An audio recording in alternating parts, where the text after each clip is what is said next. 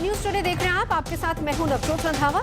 शाम के 4 बज चुके हैं, वक्त है हमारे खास कार्यक्रम ये हुई ना बात का। और आज बात करेंगे गर्मी की, क्योंकि लगातार लू के थपेड़ों से दिल्ली एनसीआर ही नहीं बल्कि पूरा उत्तर भारत झुलस रहा है। हर कोई इंतजार कर रहा है मॉनसून का, कब पहुंचेगा मॉनसून उत्तर भारत में और कब इस लू से छुटकारा मिलेगा। गुजरात में मॉनसून की दस्तक के बाद भी अहमदाबाद में पारा 40 के पारी है। अहमदाबाद के हालात से उत्तर भारत के दर्द को आप आराम से अच्छे से समझ सकते हैं, क्योंकि उत्तर भारत पिछले 1.5 महीने से भीषण हीट वेव से जूझ रहा है। मॉनसून के इंतजार में लोग दिन काट रहे हैं और प्री मॉनसून की बारिश की दुआ मांग रहे हैं, मगर फिलहाल उनकी ये दुआ कबूल होती नजर नहीं आ रही है। हालांकि कल के बाद मौसम थोड़ा करवट ले सकता है, मगर बादल बरसेंगे इसकी कोई गारंटी नहीं है। अब तो दिन में लू चलती है, लू के थपेड़े होते हैं और रात का हाल भी बिल्कुल वैसा ही है। उत्तर भारत में रात के वक्त भी तापमान बढ़ा हुआ रहता है, मतलब ये कि रात को भी शरीर को गर्मी से रिकवर होने का वक्त नहीं मिलता है। ऐसे में सावधानी ही बचाव का तरीका क्या हो सकता है, इस पर चर्चा आज हम करेंगे। सबसे ज़्यादा ध्यान हमें बच्चों और बुजुर्गों का रखना है, गर्भवती महिलाओं को भी अपना बहुत ज़्यादा खास ख्याल रखना है। लेकिन कैसे हम इस हीट वेव से बच सकते हैं, क्या है वो घरेलू नुस्खे जिससे हीट वेव को हराया जा सकता है, और आखिर इतनी गर्मी की वजह क्या है और उत्तर भारत में मानसून कब आएगा। आपके मन में भी ये तमाम सवाल होंगे, तो आज अपने इस शो में इन तमाम सवालों के जवाब तलाशने की कोशिश करेंगे खास मेहमानों से। लेकिन शुरुआत करें उससे पहले ये रिपोर्ट देखिए।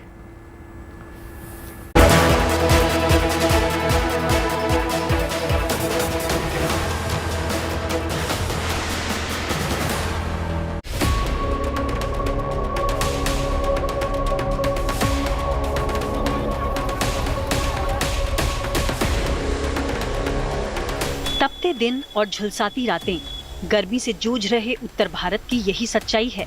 आलम यह है कि हर किसी को सूर्य देवता के आगे सिर झुकाकर चलना पड़ रहा है।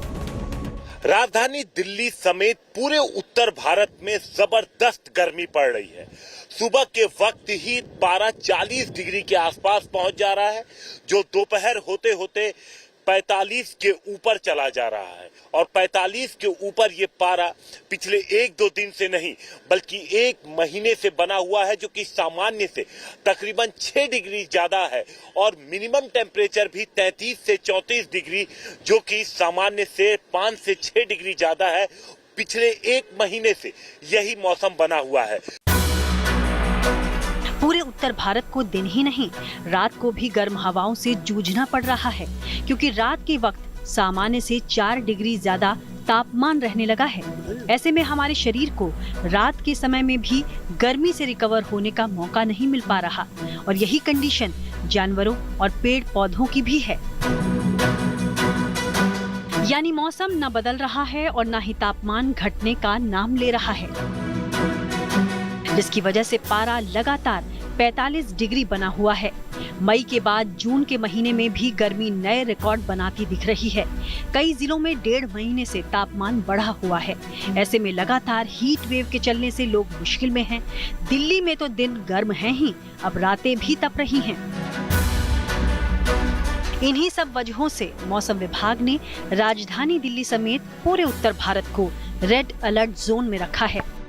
दिल्ली को इसलिए रेड अलर्ट में रखा है क्योंकि दिल्ली में सिर्फ मैक्सिमम टेम्परेचर ही हाई नहीं है। जैसे आपको पता है, आपने जैसे बताया कि हीट वेव का स्थिति चल रहा है, वार्म नाइट का भी स्थिति चल रही है, यानी कि रात का टेम्परेचर भी नॉर्मल से काफ़ी बढ़ी हुई है, 4.5 डिग्री से ऊपर तक का बढ़ी हुई है। ऐसे में लोग तेज धूप की वजह से अपने घरों में कैद होकर रह गए हैं। हालांकि कई लोग हिम्मत कर घरों से निकल भी रहे हैं, मगर पूरी तैयारी के साथ। लिहाजा कई जगहों पर प्रशासन ही लोगों को राहत पहुंचाने की कोशिश कर रहा है। प्रचंड गर्मी झेल रहे लोग उम्मीद भरी नजरों से आसमान की तरफ देख रहे हैं। मानसून के जल्द आने की दुआ मांग रहे हैं, लेकिन फिलहाल राहत मिलती दिख नहीं रही है। ऐसे में गर्मी से बचाव ही एकमात्र उपाय नजर आ रहा है। दिल्ली से मनीषा लड्डा और हिमांशु मिश्रा के साथ bureau report, good news today. तमाम खास मेहमान हमारे साथ जुड़ चुके हैं, परिचय करा देती हूँ फिर चर्चा की शुरुआत करेंगे। डॉक्टर गुरफीन बेग हमारे साथ हैं, फाउंडर हैं सफर और सीनियर मेट्रोलॉजिस्ट हैं। हमारे साथ हैं डॉक्टर मनोज कुमार, कार्डियोलॉजिस्ट हैं। हमारे साथ इस वक्त मौजूद हैं डॉक्टर अनुराग प्रसाद, पीडियाट्रिशियन है, और साथ ही साथ अजीत कुमार जी एनवायरमेंटलिस्ट हैं, जिनसे चर्चा करेंगे कि आखिर क्यों इस बार गर्मी इतनी ज़्यादा पड़ रही है। लेकिन शुरुआत डॉक्टर गुरफान आप ही से करना चाहेंगे। देखिए, एक खबर, एक गुड न्यूज़ जिसका इंतज़ार हर किसी को है, और वो यही है कि भाई कब उत्तर भारत, दिल्ली एनसीआर में बादल बरसेंगे। देखिए, ये शुरुआत तो बहुत अच्छी हुई थी। मानसून का ऑनसेट अपने समय से बल्कि एक दिन पहले हो गया था।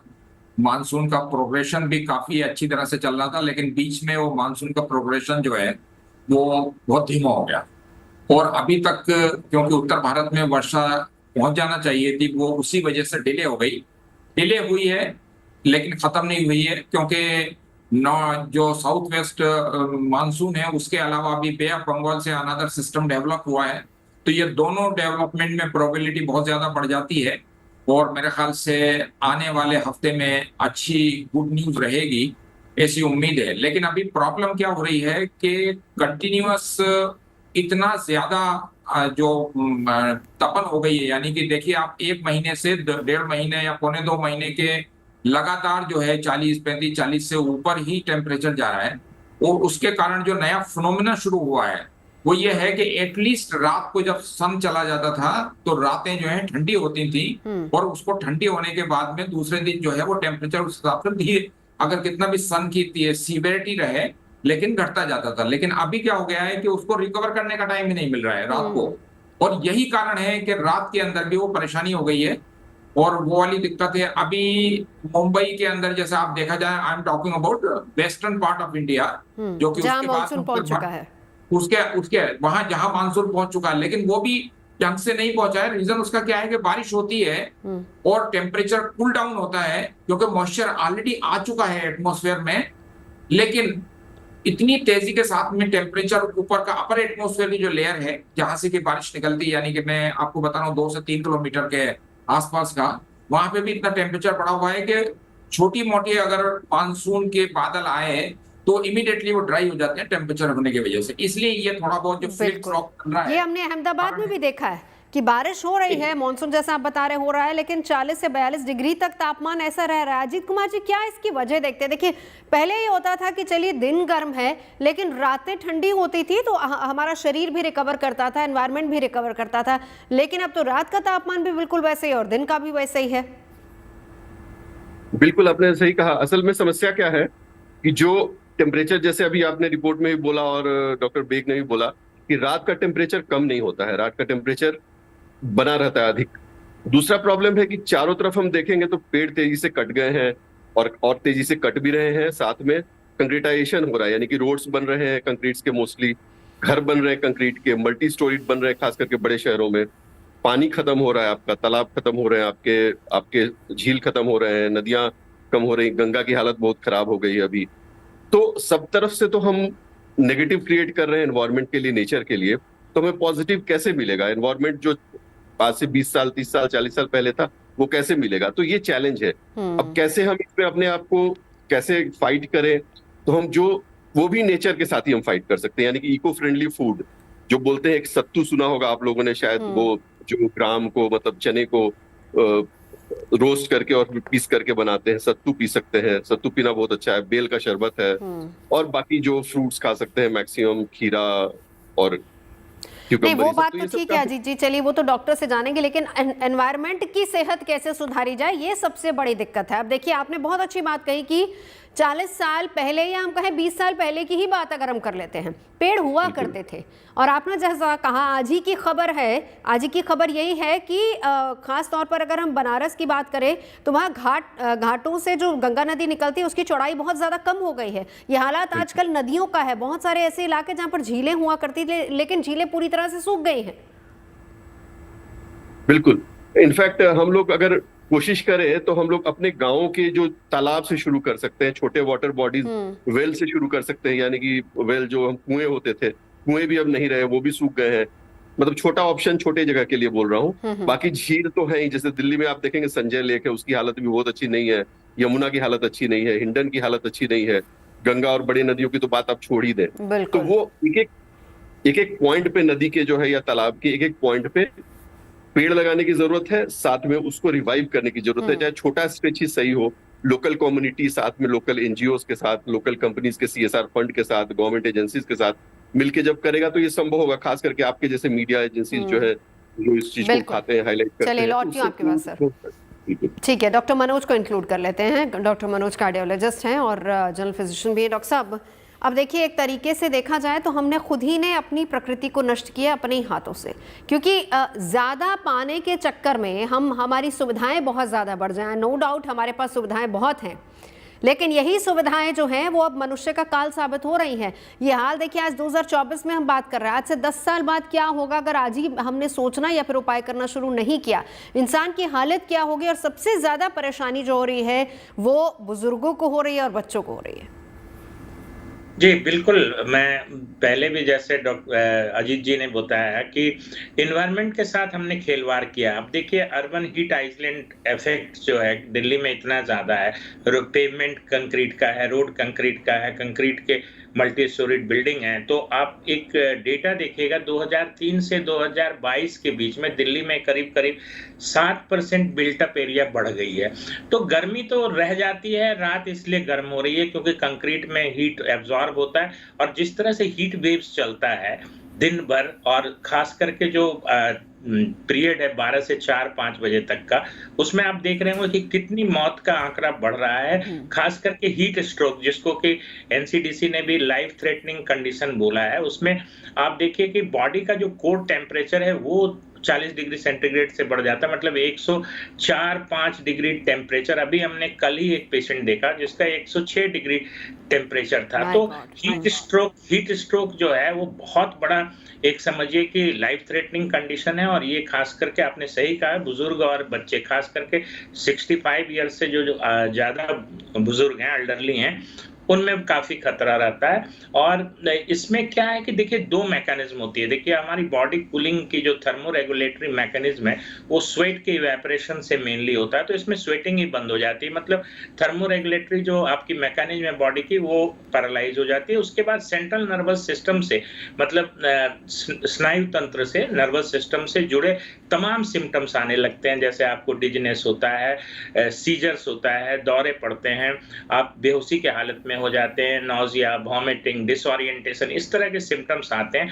और ये एक मेडिकल इमरजेंसी है। ये देखिए दिल्ली में काफी हो रहा है। अब मैंने कई टूरिस्ट को देखा है जो यहाँ दिल्ली घूमने आए हैं, वो हीट स्ट्रोक से सफर किए हैं। तो दिनों दिन स्थिति बिगड़ती जा रही है। देखिए, लैंसेट में एक पब्लिश्ड स्टडी है, उसमें ये कहा गया था कि जो भारत वर्ष है उसमें जो हीट वेव्स की जो सिचुएशन है वो दिनों दिन वर्सन होगी, और हम लोग आंखों के सामने देख रहे हैं कि every day it is worsening. जो भी रीजन रहा हो, हमने जंगल काट दिए, कंक्रीट के मकान बना दिए, बट अभी हमें कुछ ना कुछ करना पड़ेगा। और अभी जो मुझे लगता है मेडिकली, मैं तो यही कहूंगा कि अवॉइड करें आप सन एक्सपोजर जो पीक आवर्स में है, अपने को ठीक से हाइड्रेट रखें, अपना इलेक्ट्रोलाइट्स ठीक रखें, और जब भी अगर इस तरह की मेडिकल इमरजेंसी होती है हीट स्ट्रोक जैसी, तो सीधा हॉस्पिटलाइजेशन ही इलाज है, क्योंकि वहां इसी के साथ साथ डॉक्टर साहब आगे ब्रेन स्ट्रोक की भी बात करेंगे, क्योंकि गर्मी में वो मामले भी ज्यादा बढ़ रहे हैं। लेकिन उससे पहले जरा डॉक्टर अनुराग प्रसाद को इंक्लूड कर लेते हैं, पीडियाट्रिशियन है। डॉक्टर साहब, देखिए, एक तो गर्मी की छुट्टियां, और ऊपर से बच्चे ना तो बाहर जा सकते हैं क्योंकि बाहर का तापमान बहुत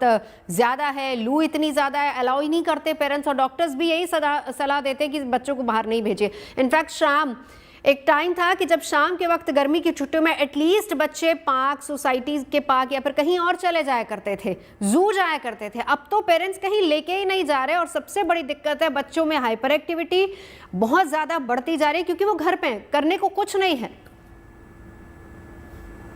जी हाँ, आपने बिल्कुल सही कहा है।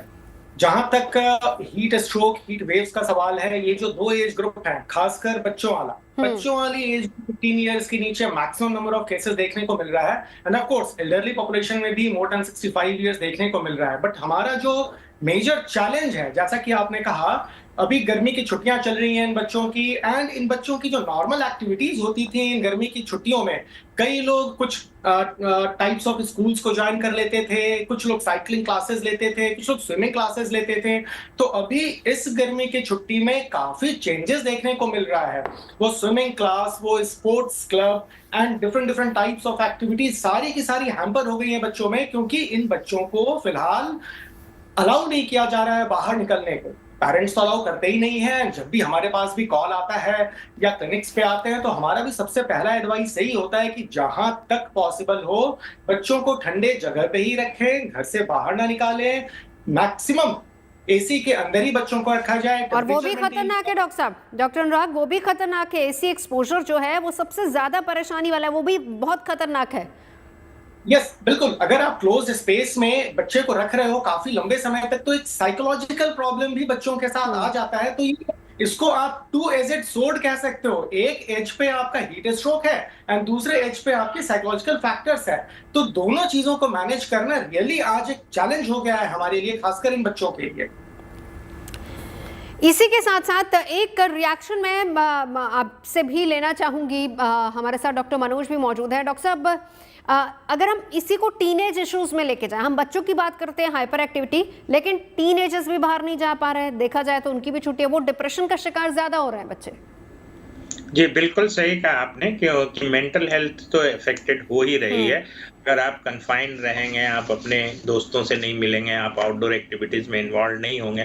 और ऐसे भी मैं एक आपको नवजोत जी बताऊं कि भारत की मेंटल हेल्थ ऐसे भी अच्छी नहीं है। आपने देखा होगा सुसाइड रेट कितनी हाई है, और फीमेल्स में तो स्पेशली डिप्रेशन के केसेस बहुत ज़्यादा कॉमन है।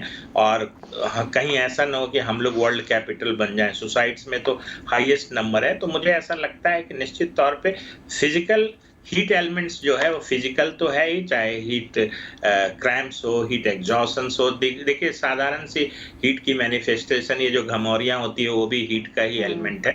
तो इस तरह से हीट स्ट्रोक तक तो ही होता है, क्योंकि वाइटल ऑर्गन्स ब्रेन को भी अफेक्ट करता है, आपके हार्ट को, किडनी को, सबको। और खास करके वैसे लोग जो टीनेजर्स हैं, जो बाहर खेलते हैं, अपने दोस्तों से मिलते हैं, अगर वो बहुत कन्फाइंड स्पेस में रहते हैं, जैसे डॉक्टर ने भी बोला, अनुराग जी ने, कि आप एसी में रखिए, कंडीशन टेम्परेचर में रखिए, वो उनको फिजिकल एलिमेंट से तो प्रोटेक्ट करेगा डेफिनेटली, बट मेंटल हेल्थ तो डेफिनेटली। अब आपने इंडिया की मेंटल हेल्थ की बात की, ये बातें हम कुछ साल पहले तक विदेशों में, स्पेशली जो डेवलप्ड कंट्री हैं वहां पर सुना करते थे। लेकिन ये भी एक बड़ा इशू है कि देखिए, इसको भी अगर आपने जैसे गर्मी से रिलेट किया है, मेंटल हेल्थ एक बड़ा इशू है। आप घर से बाहर जा नहीं पा रहे, घर की चार दीवारी में आप कैद हैं, बाहर जाएंगे तो आप बीमार हो जाएंगे, घर की पूरी जिम्मेदारी देखनी, ये एक बड़ा इशू है, सीधे सीधे गर्मी से भी रिलेटेड है। लेकिन डॉक्टर गुरफान, एक सवाल आपसे भी।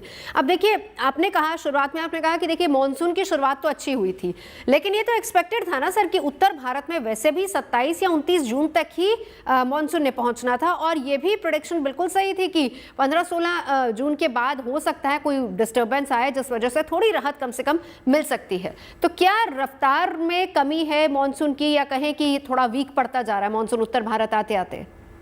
नहीं, बीच में हल्का सा वीकनेस आई थी, लेकिन अभी उसने पेस ले लिया है। और दूसरी सबसे बड़ी जो चीज है कि बे ऑफ बंगाल से जो दूसरा मानसून का जो धारा आती है, वो धारा भी शुरुआत हो गई है। तो इसलिए वो तो कोई मतलब चिंता का कोई विषय नहीं है, लेकिन कारण उसका बस यही हो रहा है कि ये जो अभी तक अगर जब दक्षिण भारत के अंदर और उत्तर ये पश्चिम भारत तक अगर चला जाता था मानसून, तो एकदम से गर्मी में कमी आती थी, क्योंकि मॉइस्चर इतना ज्यादा हो जाता था कि उसकी वजह से वो टेम्परेचर 3-4 डिग्री, तो इंसान ये होता था कि भाई रीजनेबल हो गया है, गर्मी में कमी हो गई है।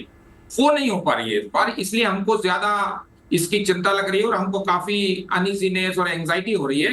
इसको तो डॉक्टर साहब हम एक्सेप्ट करते हुए चले, मेरे ख्याल से जब भी हम इस बात का जिक्र करेंगे कि ऐसा क्यों हो रहा है, देखिए 2-3 कारण जो सबसे बड़े, मेरे ख्याल सभी लोगों ने माना भी है कि पहले तो कंक्रीट के जंगल हमने बना दिए, कहाँ तो हरे भरे जंगल हुआ करते थे उसको काट के कंक्रीट के जंगल बन गया। दूसरा ये कि सबसे ज्यादा यूजेज ऑफ एयर कंडीशन, अगर एयर कंडीशन हमें अंदर ठंडी हवा दे रहा है तो जाहिर सी बात है वो गर्म हवा बाहर जा रही है, जो सीधे सीधे पर्यावरण को ही नुकसान पहुंचा रही है। लेकिन डॉक्टर साहब इमिशन हो रहा है, नहीं, इसको हम हाँ इसको मान के चले कि ये इंसान की गलती है और ये हमारी गलती है जिसको भुगत हम रहे। लेकिन दिल्ली एनसीआर के लिए कब गुड न्यूज आप बता रहे हैं मौसम वाली? दिल्ली एनसीआर के बारे में तो अभी ये देखिएगा, आपके बिल्कुल समय के साथ में जितना है, अभी तक कोई डिले का कोई भी संभावना नहीं है उसके अंदर आने के लिए। लेकिन बस फर्क इतना ही हो रहा है कि वो जो अभी दिन जो है थोड़े ठंडे होना चाहिए थे, वो ठंडे नहीं हो रहे हैं। वो टेम्परेचर जो है जितना पीक से 2-3 डिग्री ही गिरा है, और कम से कम 5-7-8 डिग्री गिर जाना चाहिए था इस समय तक, तो उसकी वजह से परेशानी हो रही है। लेकिन जहां तक सवाल है कि इस महीने के आखिरी में होते होते और फर्स्ट वीक ऑफ जुलाई के अंदर पूरी तरह से मानसून जितना हो रहा है उतना, और इस साल तो बल्कि मानसून अच्छा होने की संभावना है, एक्सेस रेन होने की संभावना है। तो जहां तक लेकिन हमको उसके लिए भी प्रिपेयर होना पड़ेगा कि जब बहुत ज्यादा एक्सेस हो गया तो क्लॉगिंग हो जाता है पानी की, और दूसरी समस्या शुरू हो जाती है। वो एक अलग समस्या है। लेकिन डॉक्टर बेग, एक चीज़ जो आप देखिए, जो मेरे पास इस वक्त यहाँ पर आंकड़े हैं मैं वो बताती हूँ। उसमें ये है कि ख़ास तौर पर अगर हम दिल्ली एनसीआर की बात करें, आपने कहा कि थोड़ा सा डिप होना चाहिए, लेकिन जब हम वो नौतपे की बात कर रहे थे 9 दिन की, उसके बाद थोड़ा सा फिर डिप हुआ था, लेकिन अब पिछले 5-6 दिन से वापस से टेम्परेचर 45 तक जा रहा है। और ये जो आंकड़ा मेरे पास है वो ये दिखा रहा है कि पिछले कुछ सीजन से, समर्स के कुछ सीजन से अगर हम इस बार की बात करें तो 4 से 6 डिग्री तापमान बढ़ा है, उसमें भी 5+ का दिखा रहा है आंकड़ा, जो कि रात का टेम्परेचर बढ़ा है।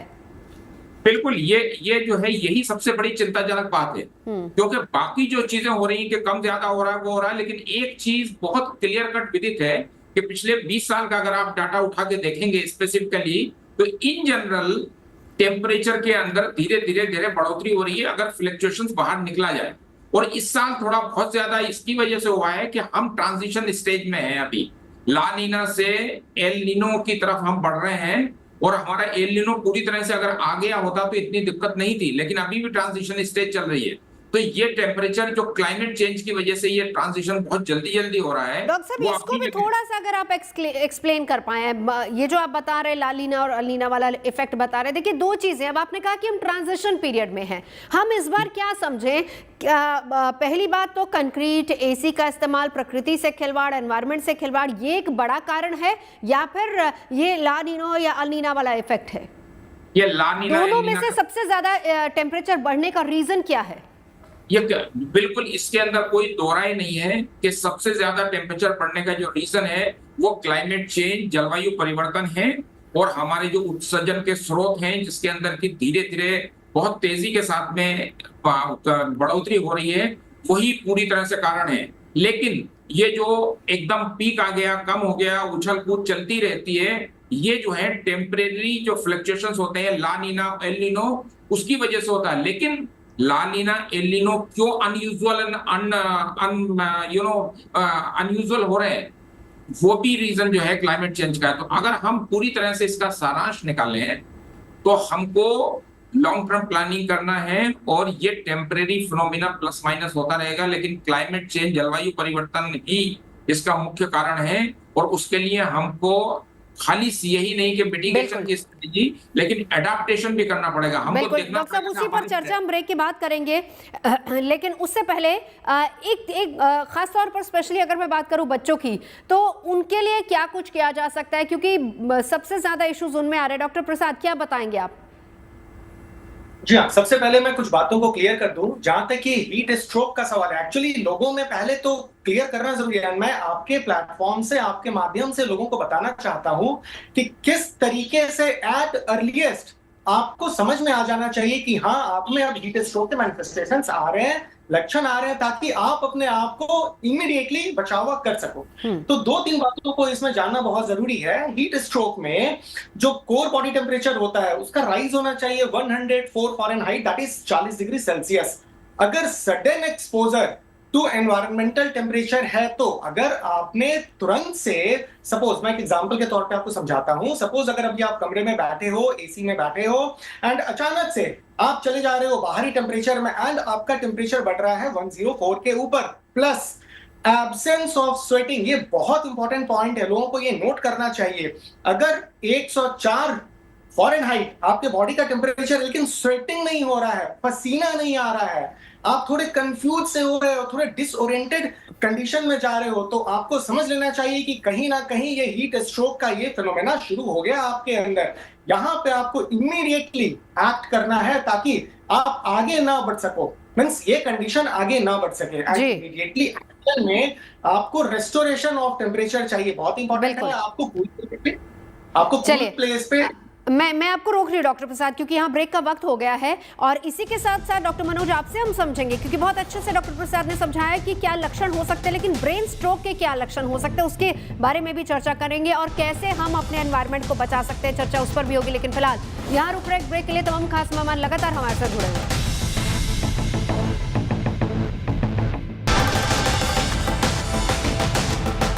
गुड न्यूज टुडे इसलिए अच्छा लगता है, इसके अंदर ना वो खबरों की मार धाड़ और चिल्ला चिल्ली नहीं है। कम से कम लोगों को खबरें तो आराम से सुनने को मिल जाए।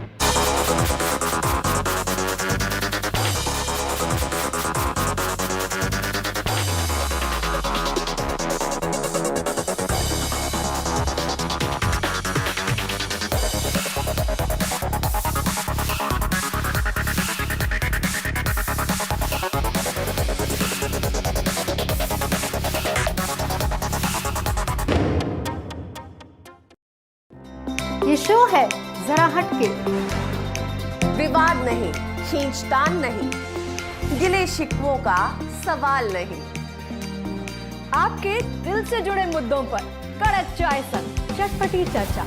यहाँ बातें हैं बेशुमार, उलझनों के पार, सुलझी खबरें अपार। ये है अच्छी सच्ची खबरों का संसार, चाय पे चर्चा, रोज शाम 5 बजे। प्रगति मार्ग से आगे, चर्चा चौराहे से लेफ्ट, डिजिटल गली के नुक्कड़ पर, वायरल चौक से राइट, सियासी ढाबे पर सजेगा सोशल अड्डा, अगले मोड़ पर फिल्मों का स्पीड ब्रेकर, खबरों के एक्सप्रेसवे पर हॉर्न ओके प्लीज। न्यूज पर राह सच्चाई की, सोमवार से शुक्रवार रात 9 बजे सिर्फ जीएनटी पर। जीएनटी पर हुनर का मेला, आम लोगों के खास टैलेंट के लिए शानदार मंच आपके पास है। आम से खास बनने का बेहतरीन मौका। बनाइए अपने हुनर का वीडियो और व्हाट्सएप कीजिए हमें इस नंबर पर 7669988686 पर। तो दिखाइए दुनिया को दम, बनिए जीएनटी शो स्टॉपर। हमारी नजर से कोई भी खबर बचती नहीं, चाहे कहीं कोई खबर वायरल हो रही हो या कोई न्यूज ट्रेंड कर रही हो, खबरों के मेन्यू में लंच टाइम पर हम परोसेंगे ऐसी खबरें जो आपके काम की हैं, आपके सरोकार की हैं। मैं शगुफ्ता और मैं आदिति लेकर आएंगे आपके लिए सिर्फ जीएनटी पर।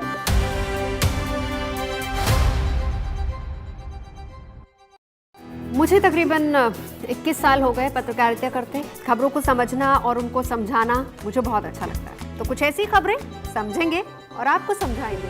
देखिए मेरे यानी नवजोत रंधावा के साथ गुड न्यूज टुडे में।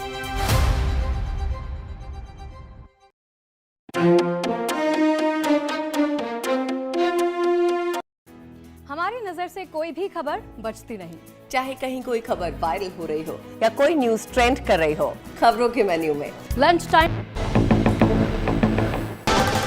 आप देख रहे हैं हमारा खास कार्यक्रम ये हुई ना बात, और चर्चा हम गर्मी को लेकर कर रहे हैं। कब तक मिलेगी दिल्ली एनसीआर को राहत, और क्या है मॉनसून की रफ्तार और वजह क्या देखी जा रही है कि अमूमन पिछले कई सालों से इस बार गर्मी ज्यादा पड़ रही है। खास मेहमान लगातार हमारे साथ जुड़े हुए हैं, लेकिन इस गर्मी के जो इफेक्ट्स हैं जो आज की तारीख में हम और आप झेल रहे हैं उसको लेकर भी चर्चा कर रहे हैं। ब्रेक पर जाने से पहले डॉक्टर प्रसाद ने बहुत अच्छे से हमें समझाया कि हीट स्ट्रोक के लक्षण क्या होते हैं। लेकिन डॉक्टर मनोज, ब्रेन स्ट्रोक के मामले भी लगातार इस मौसम में बढ़ रहे हैं, उसके भी कुछ लक्षण बताइए ताकि लोग कम से कम अवेयर हो सके। पहले देखिए नवजोत जी, सबसे पहली बात कि जो हीट स्ट्रोक में सबसे ज्यादा जो सिम्टम्स होता है वो ब्रेन का ही सिम्टम्स होता है। जैसे डॉक्टर अनुराग भी बता रहे थे कि कंफ्यूजन होगा, डिसओरिएंटेड होगा, सीजर्स होगा।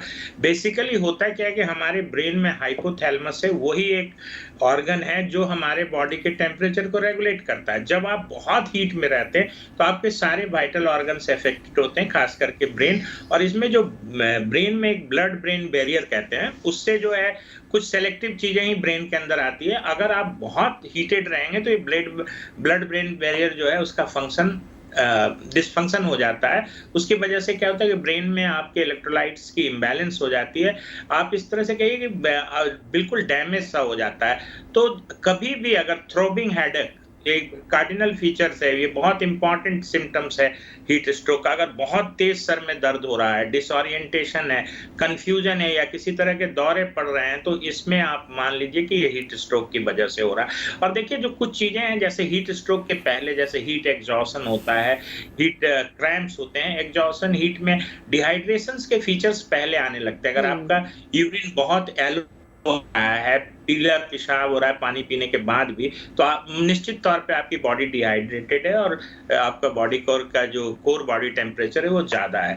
तो इसलिए कहते हैं कि जो ये स्ट्रोक्स जो इसमें आ रहे हैं, ये मेनली डिहाइड्रेशन की वजह से आते हैं। डिहाइड्रेशन देखिए बहुत तरह से इफेक्ट करता है, ब्लड की विस्कोसिटी बढ़ा देता है, और आपको एक मैंने बताया कि डायरेक्ट ब्रेन सेल्स हिस्सा होता है ब्रेन का जो संतुलन के लिए होता है, सेरेबेलम, वो बड़ा ही हीट सेंसिटिव होता है। तो इस तरह के एटैक्सिया वगैरह भी बहुत कॉमन होते हैं। और चूंकि उसमें प्रुकिंजे फाइबर्स होते हैं, एक तरह से कहिए कि एक नर्वस टिश्यू होता है जो सेरेबेलम में सबसे ज्यादा होता है, वो बहुत ज्यादा हीट सेंसिटिव होता है। तो जैसे ही आपका बॉडी टेम्परेचर बढ़ता है तो ब्रेन में स्ट्रोक्स की संभावना बढ़ जाती है। उसी तरह से गर्मी में जैसे हम लोग जानते हैं कि ठंड में हार्ट अटैक बढ़ता है, उसी तरह से एक्सट्रीम टेम्परेचर पे हार्ट अटैक के केसेस भी बढ़ जाते हैं। और किडनी तो सबसे वाइटल ऑर्गन है जो हीट से अफेक्टेड होता है। जैसे डिहाइड्रेशन होता है, एक्यूट रीनल फेलियर या किडनी का फंक्शंस जो है वो डिरेंज्ड हो जाता है। बिल्कुल डॉक्टर प्रसाद, देखिए गर्मी जिस वक्त शुरू हुई थी उस वक्त हम प्रिपेयर रहते हैं कि सर्दी के बाद ये मौसम है, ये आएगा ही आएगा। लेकिन इस बार सिचुएशन ये हो गई है कि 1.5 महीने से ज्यादा का वक्त हो गया, हम जस के तस टेम्परेचर पे 40 प्लस 42 प्लस, अभी तो कई कई जगह, अभी कल ही देख लीजिए, अगर मैक्सिमम की बात करें तो 46 तक टेम्परेचर गया था। अब हम लोग इस टेम्परेचर से लगातार एक्सपोज हो रहे हैं। अब शरीर जवाब देने लगा है, अब कहीं ना कहीं सिम्टम्स लगातार नजर आ रहे हैं। इक्का दुक्का नहीं, मैक्सिमम लोगों में इस तरह के सिम्टम्स नजर आ रहे हैं। इसलिए हम बार बार कह रहे हैं कि गुड न्यूज दिल्ली और एनसीआर के लिए कब आएगी, वो मैं डॉक्टर बेग से पूछ रही थी। लेकिन सवाल यहां पर यह है कि एक इंसान का शरीर, डॉक्टर साहब अगर आप बता पाए, एक इंसान का शरीर मैक्सिमम कितना टेम्परेचर और कितने दिन तक उसको सह सकता है?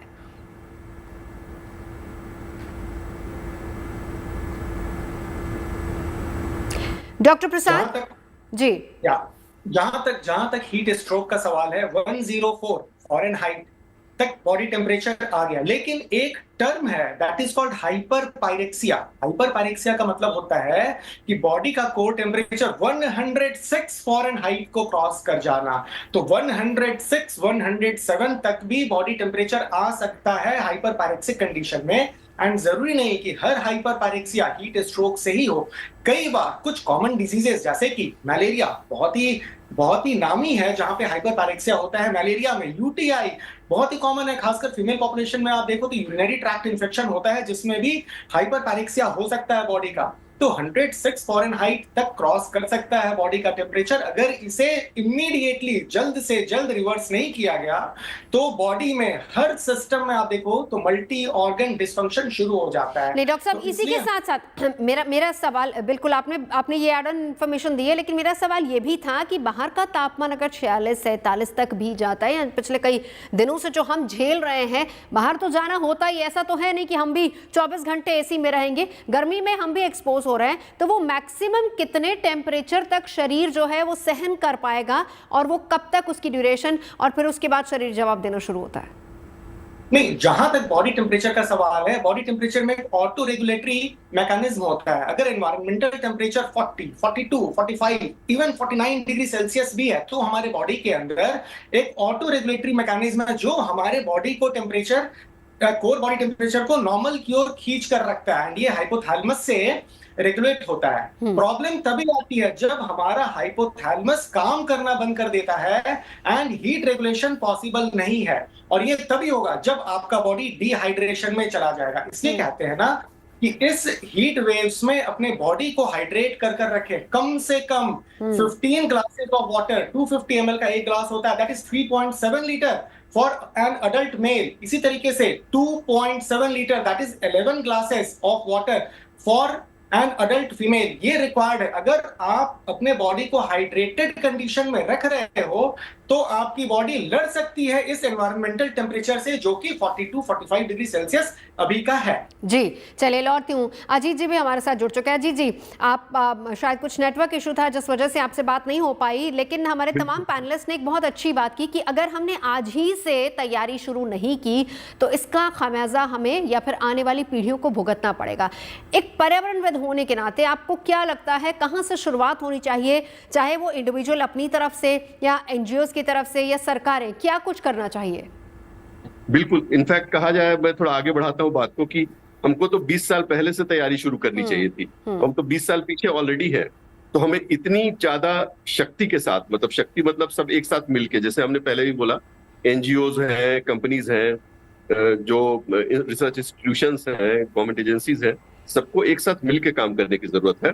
और ये सब सारे एक साथ जब मिलके काम करेंगे, ये सब एक साथ जब मिलके काम करेंगे, तभी कुछ इसमें सुधार हो पाएगा और तभी काम हो पाएगा। और इसमें करने की जरूरत है, काम बहुत मुश्किल नहीं है। हम घर पे जो छोटे छोटे पौधे लगाते हैं उनका रोल कम होता है, लेकिन उससे ज्यादा रोल होता है हम घर के बाहर अपनी गलियों में बड़े बड़े पेड़ लगाएं, कम से कम 5 मीटर के पेड़, 4 मीटर के पेड़ जितने लग सकते हैं। कहीं कहीं जहां बड़े लग सकते हैं तो बरगद के पेड़, पीपल के पेड़ कोने पे लगाएं। और हम जरूर कुछ तालाबों को रिवाइव करें, कुछ झीलों को रिवाइव करें, और नदी में जरूर पानी हो, जो अविरल, जो बोलते हैं अविरल गंगा बहती रहे, अविरल यमुना बहती रहे, ये बहाना बहुत जरूरी है। ये हम नहीं करेंगे तो हम एसी में कितना रहेंगे? एसी भी इनइफेक्टिव है। एयरपोर्ट पे भी प्रॉब्लम हुआ था कल, और सारे जगहों पे प्रॉब्लम हो रहा है एसी का। तो एसी सॉल्यूशन नहीं है, एसी टेम्पररी सॉल्यूशन है, थोड़े समय के लिए। हमें बाहर आना ही पड़ेगा, सबको बिना आए नहीं रहा जा सकता। जैसे डॉक्टर साहब ने भी कहा बाहर नहीं आना चाहिए, बट हम बाहर कैसे, कब तक नहीं आए? क्या हम 3 महीने बाहर बिना आए रह सकते हैं? नहीं रह सकते हैं। तो हमें इसका सॉल्यूशन मिलके निकालना पड़ेगा तुरंत, और समझना है कि हमें डायरेक्टली इफेक्ट कर रहा है। पहले हम सोचते थे एनवायरमेंट दूर की बात है, दूर की बात नहीं, हमारे सामने बगल में है। तो हमें तुरंत उसको ठीक करना पड़ेगा। और बच्चों को इसमें स्ट्रॉन्ग एक्शन, जैसे एक बार आप लोगों को याद होगा कि दिवाली पे बच्चों ने पटाखा फोड़ने का मना किया था 90s लेट। ये एक अवेयरनेस आ चुकी है कि ये इस बार, और आए साल हम ये सारे चेंजेस देखते हैं। लेकिन वही बात है कि अवेयरनेस लाने की जरूरत है। पर वही बात होती है ना कि डॉक्टर बेग, आपको इंक्लूड करती हूँ इसमें, कि जब खुद पे बीतती है तब इंसान समझता है। लेकिन अभी भी अगर इंसान समझ जाए तो बहुत इंपॉर्टेंट होगी ये बात, और बहुत अच्छी बात होगी। अभी देखिए सिचुएशन ये हो गई है कि दिल्ली एनसीआर या बड़े शहरों में स्प्रिंकल करने पड़े, वाटर स्प्रिंकल तक किया जा रहा है, ताकि कम से कम गर्मी को थोड़ा कम किया जा सके। लेकिन डॉक्टर बेग, सवाल एक और सबसे बड़ा है, 42 से ऊपर ही टेम्परेचर 1.5 महीने से है। इसका भी एक क्या कारण देख रहे हैं? और रातों का गर्म होना, क्योंकि शरीर हमारा रिवाइव नहीं कर पाता। एनवायरमेंट की तो बात छोड़िए, शरीर भी रिवाइव नहीं कर पा रहा है इस वजह से। 2 चीजें मैं आपको बता दूं। एक तो आपने जो थोड़ी देर पहले एक प्रश्न उठाया था कि एक शब्दावली है, उसको बोलते हैं tolerance level of a biological tolerance level of human being जी। वो बेसिकली 50 से 55% है, डिग्री सेल्सियस है जो टॉलरेंस लेवल कहलाता है। तो अभी आप कभी देखते होंगे कि टेम्परेचर भले से 50 चल रहा है, हाँ। लेकिन कई मौतें हो जाती हैं बाहर में। कारण उनका ये होता है कि लगातार अगर आपने धूप में बहुत तेजी के साथ में अगर किया और टेम्परेचर भले से 48 है, लेकिन उसने वो 50 से 55 की जो लिमिट है वो वेरी करती है बायोलॉजिकली स्ट्रॉन्ग एरिया के हिसाब से इन ट्रॉपिकल कंट्रीज, तो उसकी फिर मृत्यु हो जाती है एक 40 उसका, क्योंकि वो टेम्परेचर कंटिन्यूअसली तपने से वो 55, 56, 57 चला जाता है उसका अपना खुद का बॉडी का, और उसकी मृत्यु हो जाती है। तो ये जो एक टर्मिनोलॉजी है टॉलरेंस लेवल, ये हमेशा ध्यान रखें, ये काफी होता है 50 से 55 डिग्री सेल्सियस है। अभी आपके वो उस सवाल पे आते हैं कि आपने बोला कि कंटिन्यूअसली ये हो रहा है। ये बहुत यूनिक फिनोमेना हुआ है इस साल। मेरे जहां तक जानने में पिछले 30 साल के जो अनुभव है वो उसके अंदर देखा गया है कि इस तरकीब का अनुभव नहीं हुआ था कि पूरी की पूरी यानी लार्ज स्केल, कुछ ना कुछ शहरों में जरूर हुआ था उत्तर भारत में, लेकिन कंटिन्यूअसली के रात के अंदर तो हीट वेव, रात की नाइट हीट वेव्स, वो भी एक नया फिनोमेना जुड़ा है और वो समथिंग न्यू है। क्योंकि ये भी सब बिल्कुल सही है कि 30 से 45 दिन कंटिन्यूअसली 40 के ऊपर टेम्परेचर होवरिंग कभी नहीं हुआ था। बीच बीच में पश्चिमी विक्षोभ आता था, यानी कि वेस्टर्ली डिस्टर्बेंस, जो कि आपके लिए अभी बड़ी अच्छी खबर है कि दिल्ली के में 2 दिन के बाद में भी परसों तक काफी थोड़ी बहुत राहत हो जाएगी, क्योंकि वेस्टर्ली डिस्टर्बेंसेस आया हुआ है। लेकिन वेस्टर्ली डिस्टर्बेंसेस पहले काफी फ्रीक्वेंट हुआ करते थे। कारण उन्हीं का था कि एक जो वेव चल रही थी वो ब्रेक होती थी, और ब्रेक होती थी, पृथ्वी को ठंडा होने के अंदर समय मिलता था, और नाइटें जितनी रहती थी वो कम से कम उसमें सुधार मिलता था। लेकिन अभी तो ये हुआ है, पश्चिमी विक्षोभ बिल्कुल गायब था पिछले 1 महीने से, और उसके चलते जो है दिन में कंटिन्यूअसली हुआ टेम्परेचर, अब आपका जब 47-48 डिग्री दिन में रहेगा और एकदम से सन के जाने के बाद में वो डिक्रीज होना शुरू होगा तो 40-35, 40-37 चला जाएगा। और जब तक 30 से नीचे टेम्परेचर नहीं जाता, जब तक कि वो ठंडी एक इक्विलिब्रियम कंडीशन नहीं आती है। और वही कारण ऐसा हुआ कि रात के अंदर भी कंटिन्यूअसली वही रहा और सुबह जाके फिर एकदम से तपना शुरू हो गया, कंटिन्यूअस होना शुरू हो गया। बिल्कुल। ये जो कारण रहा है ये बहुत यूनिक है और कई दशकों में ये पहली बार ऐसा हुआ है, और ये सारी चिंताजनक चीजें हैं जिसमें नए नए हमको शॉकर मिल रहे हैं। हाँ। उनसे हमको बहुत बड़ी सीख मिलना चाहिए, ना कि टेम्परेरी सॉल्यूशन है। अभी हम लोग कर रहे हैं एसी की जैसे बात हुई, लेकिन आपने जैसे भी पहले बोला कि एसी हमारे हिसाब से हम जो एसी का यूज कर रहे हैं मैक्सिमम वो बहुत खतरनाक है लॉन्ग टर्म में, क्योंकि दूसरी तरफ हम लॉन्ग टर्म को पूरी तरह से नुकसान कर रहे हैं, क्योंकि एफ गैसेज जो हम यूज करते हैं उसका उत्सर्जन होता है उसके अंदर, और वही सबसे बड़ी घातक है। उनका CO2 के मुकाबले में उनका ग्लोबल वार्मिंग पोटेंशियल 1000 टाइम्स ज्यादा है जो एसीज में यूज होती है।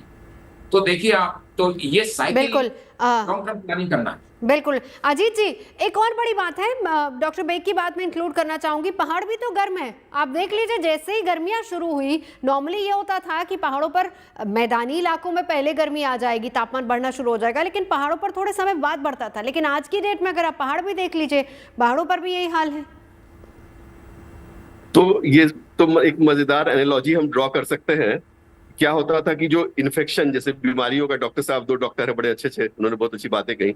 इन्फेक्शन जैसे बीमारियों का फैलता है तो ग्लोबल वार्मिंग और जो टेम्परेचर और क्लाइमेट चेंज का जो इन्फेक्शन है वो तो पहाड़ों तक भी जाएगा ना, इन्फेक्ट तो जाएगा, वो सब जगह जाएगा। तो जो ग्लेशियर्स हमारे पिघलेंगे, अभी तो ग्लेशियर्स पिघलने शुरू हुए हैं, जब ग्लेशियर्स पिघल जाएंगे तो शुरू में फ्लड्स आएगा, बाद में ड्राउट आएगा। तो उसका समाधान क्या है? और अभी जो पानी की समस्या दिल्ली NCR में हम लोग देख रहे हैं इतनी हो रही है, बेंगलोर में तो हमने पहले भी देखा था। तो इन सब समस्याओं का तो उपाय क्या है? उपाय यही है कि हमें वापस वाटर बॉडीज को रिवाइव करना है, पेड़ लगाने हैं, लाइफस्टाइल को हमें अपना ठीक करना है। हमें अमेरिकन या किसी का भी नकल नहीं करना है, हमें जो बेस्ट चीज है वो यूज करना है। आपको बताऊं मैं कि 4-5 साल पहले, 3-4 साल पहले में गर्मी में मैंने बिना मतलब ट्राई किया था और बिना फैन के, मैं 6th फ्लोर पे हूँ तो बिना फैन के खिड़कियां खोल के मैं 2-4 दिन सो पाया था। ठीक है, मैंने ट्राई किया था।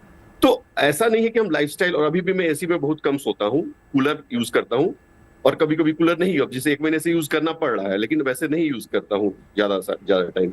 तो ये हम कैसे लाइफस्टाइल चेंजेस अपने कर पाए जो सस्टेनेबल हो और जो रिलेवेंट हो एनवायरनमेंट के लिए इंप्रूव करने का। और ये नहीं करेंगे तो कोई उपाय नहीं, कोई डॉक्टर, कोई गवर्नमेंट, कोई सरकार और कोई भगवान, कोई कुछ नहीं कर सकता इसको। बिल्कुल। तो करना हमें खुद होगा, मिलके करना होगा। बिल्कुल। डॉक्टर मनोज हमारे साथ है। डॉक्टर साहब, आपसे अब जानना चाहेंगे क्या टिप्स अब लोगों को आप देंगे इतनी गर्मी में, क्योंकि बहुत सारे मल्टीपल फैक्टर्स हैं और हम उसके बहुत सारे कारण भी देख रहे हैं। कारण तो बहुत सारे हैं ही, लेकिन उसके साथ साथ जो असर हो रहा है, चाहे मेंटली देख लीजिए, मेंटल कंडीशन कहीं ना कहीं वो अनस्टेबल होती जा रही है, शरीर पर इसका असर होता जा रहा है, heat stroke, brain stroke, stomach upset, बहुत सारी चीज़ें हैं।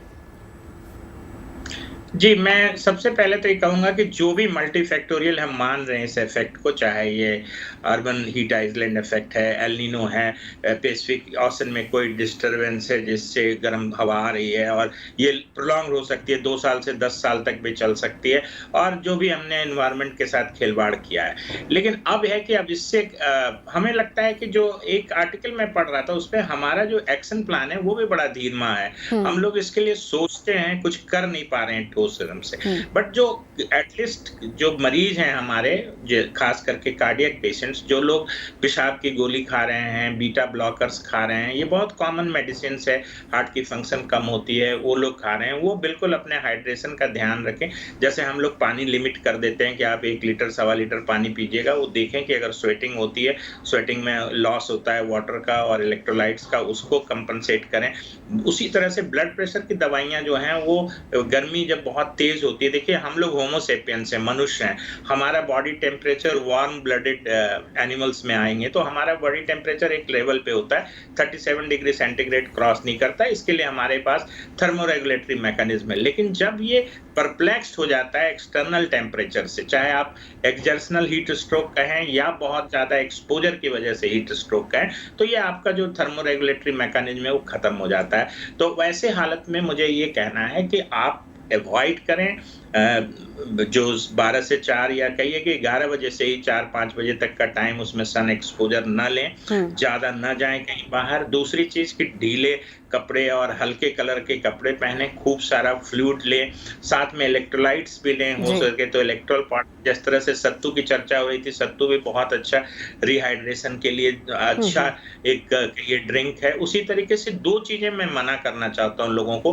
कैफीन कंटेनिंग फ्लूइड्स जो है जैसे कैफे, कॉफी है, चाय है या अल्कोहल। अल्कोहल बहुत बड़ा एक डिहाइड्रेशन का एजेंट होता है, इसलिए अल्कोहल का कंजम्पशन इस मौसम में कम रखें, ठंडी ठंडी चीजें खाएं और कोशिश करें कि पीक आवर्स में जो सन बहुत ज्यादा एंग्री होता है उस समय अवॉइड करें आउटडोर एक्टिविटीज। चलिए, बहुत बहुत शुक्रिया आप सभी खास मेहमानों का साथ जुड़ने के लिए। और डॉक्टर गुरफान, आपने एक गुड न्यूज़ हमको दी है। उम्मीद करते हैं कि 2 दिन बाद ये गुड न्यूज़ दिल्ली और एनसीआर वालों को मिले, क्योंकि इसका इंतजार हर कोई कर रहा है। भले ही वेस्टर्न डिस्टर्बेंस हो, लेकिन कम से कम तापमान कम होना चाहिए और थोड़ी सी राहत दिल्ली एनसीआर को मिलनी चाहिए। और एक अच्छी खबर ये भी है कि मानसून अपनी रफ्तार से चल रहा है। 27 या 29 तक ये उत्तर भारत में हिट कर सकता है और जुलाई के पहले हफ्ते तक पूरी तरह से उत्तर भारत को उत्तर बतर करेगा। तो थोड़ा सा पेशेंस, थोड़ा सा इंतजार और फिर उसके बाद गर्मी से राहत हमें मिलेगी। लेकिन कोशिश अपनी तरफ से करनी चाहिए कि हम अपने पर्यावरण को भी बचा कर रखें। ब्रेक के लिए रुकेंगे, आप बन रही हैं।